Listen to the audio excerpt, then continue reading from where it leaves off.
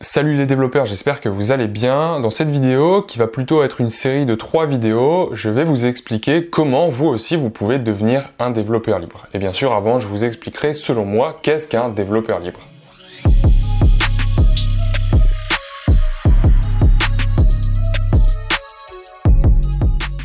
Alors pour moi, un développeur libre ou un entrepreneur, c'est quelqu'un qui est capable de gérer son temps comme il veut, qui peut organiser ses journées comme il veut, qui peut organiser un peu sa vie comme il veut. Aussi bien travailler de où il veut que travailler quand il veut. C'est quelqu'un qui peut très bien aller passer 3 mois à Biarritz pour apprendre le surf, qui peut s'exiler 6 mois aux États-Unis pour faire un road trip entre le Canada et l'Ouest américain, ou encore quelqu'un qui peut aller chercher ses enfants à l'école parce qu'il n'a pas d'horaire de contrainte de bureau, ou tout simplement qui peut aller faire les courses n'importe quand aux heures où il n'y a personne. Donc voilà, ce que je veux vraiment vous faire comprendre, c'est que par développeur libre et par indépendance financière et géographique, ce que j'entends, c'est pas forcément vivre dans un 120 mètres carrés en plein centre de Paris ou vivre tout l'été sur un yacht à Monaco.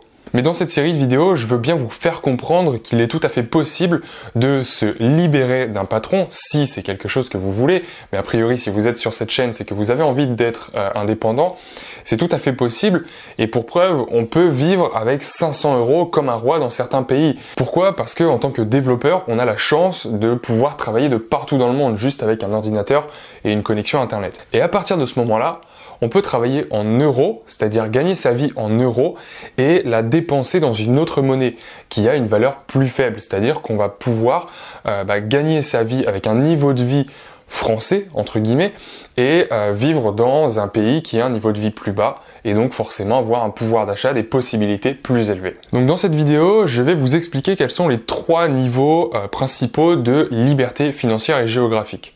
Ah, mais avant ça, petite pause de 30 secondes max pour vous parler de l'application Coober, qui est le sponsor de cette vidéo. Comme vous le savez, sur cette chaîne, je vous encourage à entreprendre et à créer votre propre business, notamment grâce à vos connaissances en programmation. Mais monter sa boîte, ça demande bien plus que savoir créer un site. Il faut aussi savoir se vendre, améliorer sa productivité ou encore sa capacité de négociation. Et justement, Coober vous permet d'absorber une quantité incroyable de connaissances grâce à des résumés audio ou écrits de livres en 20 minutes. Et ce qui est cool, c'est qu'ils ont mis en place récemment des parcours qui vous proposent automatiquement des livres en fonction de vos besoins. Moi perso, ça fait plusieurs années que j'utilise Coober presque tous les jours et c'est dingue le temps que ça me fait économiser, surtout en voiture ou dans le métro quand tu peux pas forcément lire un bouquin tranquille. Donc si ça vous intéresse, je vous mets un lien dans la description et on retourne tout de suite à la vidéo.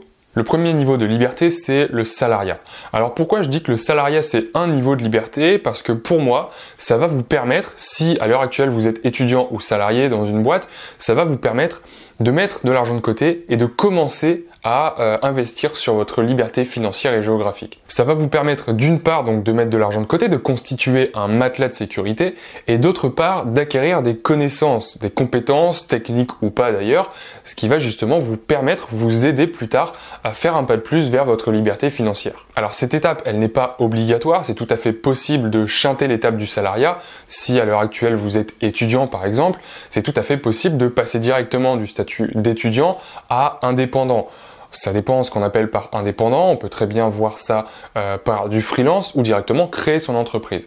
Donc ça c'est ce qu'on verra dans la suite de cette vidéo. Donc certes, le salariat, le fait de bosser dans une entreprise, c'est la première étape de la liberté financière et géographique, mais c'est vrai que dans cette première étape, on a très peu de liberté. Et une fois que grâce à votre emploi de salarié dans une boîte, vous avez réussi à mettre de l'argent de côté et vous avez acquis pas mal de compétences, techniques ou non, on va pouvoir passer à la deuxième étape de la liberté qui est le freelancing.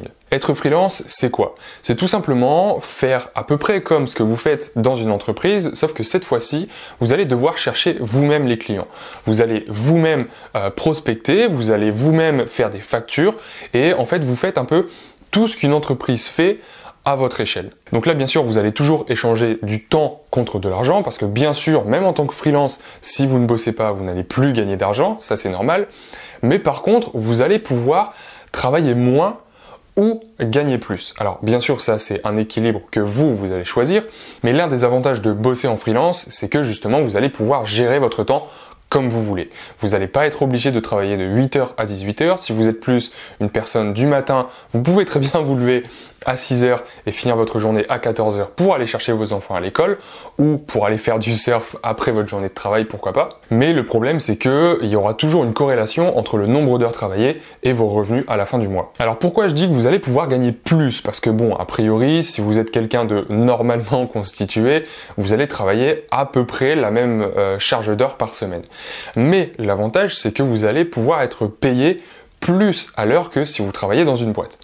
Pourquoi? Tout simplement parce que un client qui va vous demander par exemple de créer une application ou de créer un site web, il a un certain budget, il a un certain nombre d'heures à allouer à ce projet-là, et en fait ce nombre d'heures, dans le cas d'une boîte, c'est-à-dire dans le cas où vous êtes salarié, eh bien, tout son budget va être alloué à vous, certes, vous qui allez développer l'application, mais il va aussi falloir payer les bureaux, le manager, le patron, la comptable, la partie comptabilité. Ce qui fait que tout le budget qui était prévu par votre client pour créer une application va être dispersé un peu dans les différentes parties de l'entreprise, si vous êtes salarié. Alors que là, si vous bossez en freelance, eh bien tout ce budget-là, tout entre gros guillemets, attention, tout ce budget va vous revenir à vous. Alors bien sûr, vous allez avoir des cotisations à payer, vous allez avoir des charges, mais vous allez pouvoir récupérer une plus grosse partie du budget de votre client. Alors bien sûr, en contrepartie, vous allez devoir faire les factures, vous allez devoir prospecter, etc., etc. Donc ça a des avantages, ça a des inconvénients, mais pour moi, le fait de bosser en freelance, c'est la deuxième étape de la liberté géographique et financière, parce que d'une part, vous pouvez travailler quand vous voulez, et surtout où vous voulez. La troisième et pour moi la dernière étape de la liberté, c'est l'entrepreneuriat. Alors l'entrepreneuriat, c'est un gros mot qui veut à peu près tout et rien dire. Je vais vous expliquer quelle est la définition selon moi de l'entrepreneuriat. Pour moi, un entrepreneur, c'est quelqu'un qui va créer un système, une entreprise, un business qui va faire en sorte de faire travailler son argent pour lui. On a vu dans les deux premiers cas de liberté, dans les deux premiers niveaux de liberté, le salariat et le freelancing, que vous allez travailler contre de l'argent. C'est-à-dire que vous allez échanger votre temps contre de l'argent. Et l'objectif justement de la liberté, qu'est-ce qui définit une liberté, selon moi, financière et géographique, c'est le fait que vous ne travaillez plus pour de l'argent, que vous n'échangiez plus votre temps contre de l'argent. Et c'est justement l'objectif d'un entrepreneur. Alors qu'est-ce que j'entends par faire travailler son argent? Parce qu'au final, ça veut pas dire grand-chose à première vue. Faire travailler son argent, c'est un peu comme planter un billet dans la terre, attendre que l'arbre pousse et récolter les fruits qui sont des nouveaux billets ou des pièces. Bien sûr, c'est une métaphore, et je vais vous expliquer, selon moi, les trois manières de faire travailler son argent. La première, c'est de créer de la valeur. Partager ses connaissances, créer un livre, créer une plateforme de formation, etc. Il y a plein d'exemples. Et pourquoi pour moi c'est une façon de faire travailler son argent, c'est que vous allez créer quelque chose une fois et pouvoir le vendre plusieurs fois. C'est ce qu'on appelle la scalabilité, le fait de créer quelque chose une fois et de pouvoir le vendre plusieurs fois. Un bouquin, on l'écrit une fois et on peut le vendre plusieurs fois. Pareil pour une formation. Et ça fait travailler son argent dans le sens où on va investir de l'argent ou du temps. On verra dans la prochaine vidéo qu'on n'est pas obligé d'investir de l'argent quand on n'en a pas. On peut aussi investir du temps parce qu'au final, le temps, c'est de l'argent.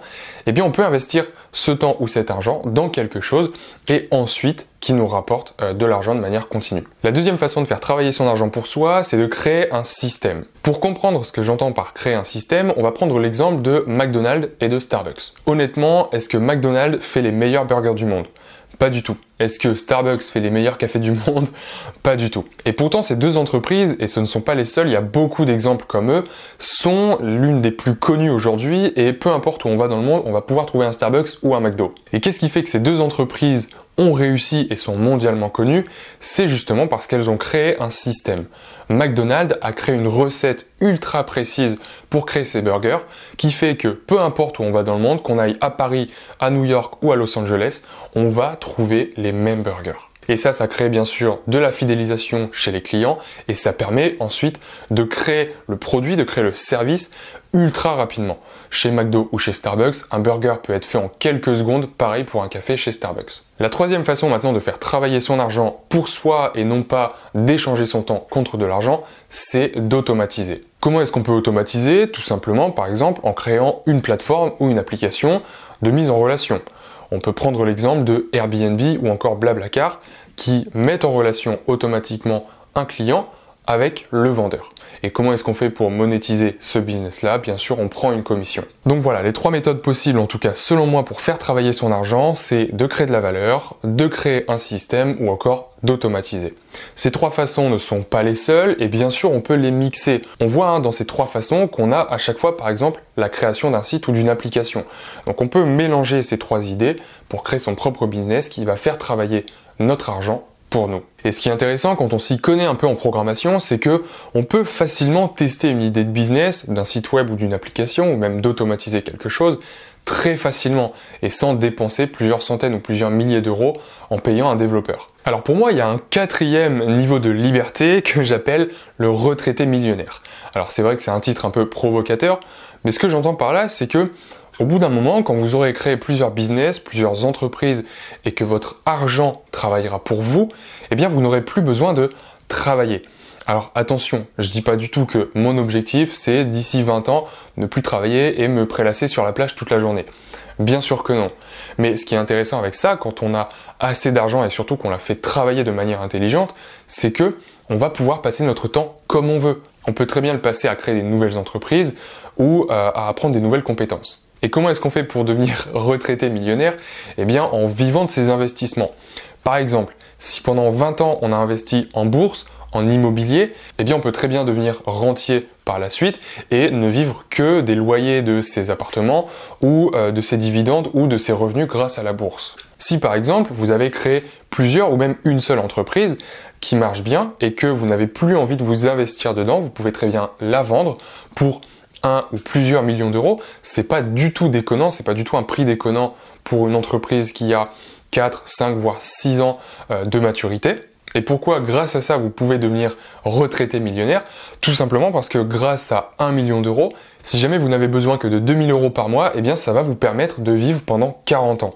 Et là encore, on fait comme si on dépensait notre argent sans l'investir. Et si bien sûr on le réinvestit, ça va nous permettre soit de dépenser plus tous les mois, soit de vivre plus longtemps, ou de se créer et de constituer un capital. Donc voilà, pourquoi je vous explique tout ça, même si moi je ne suis pas encore retraité millionnaire, tout simplement pour vous faire comprendre de l'importance de l'investissement. On investit dès maintenant, on investit le plus tôt possible, que ce soit son temps, son argent, en immobilier, en bourse, en création de logiciels, en connaissances, peu importe, mais c'est très important de commencer à investir dès maintenant pour pouvoir acquérir une certaine liberté financière et géographique et pouvoir organiser vos journées comme vous voulez. Donc voilà, le but de cette vidéo, c'était pas du tout de vous vendre du rêve, mais tout simplement vous montrer que c'est tout à fait logique et tout à fait possible si on travaille tous les jours, si on apprend tous les jours, si on bosse dur sur la création de son entreprise, l'acquisition de nouvelles compétences, l'investissement, c'est tout à fait possible de s'organiser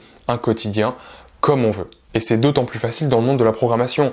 On a besoin juste d'un ordinateur, d'une connexion internet et d'investir quelques dizaines ou centaines d'euros dans des formations pour commencer à pouvoir en vivre. Donc d'ailleurs, si le développement iOS ou web vous intéresse, n'hésitez pas à aller voir dans la description, vous aurez un lien qui vous redirigera vers mon site où vous pouvez trouver 2 formations best-sellers et plein de petites formations à côté qui vont vous permettre d'apprendre les bases du développement iOS ou web et pourquoi pas commencer à en vivre. Merci d'avoir regardé la vidéo jusqu'ici. Si ça vous a plu, n'hésitez pas à vous abonner si ce n'est pas déjà fait ou à lâcher un gros pouce bleu.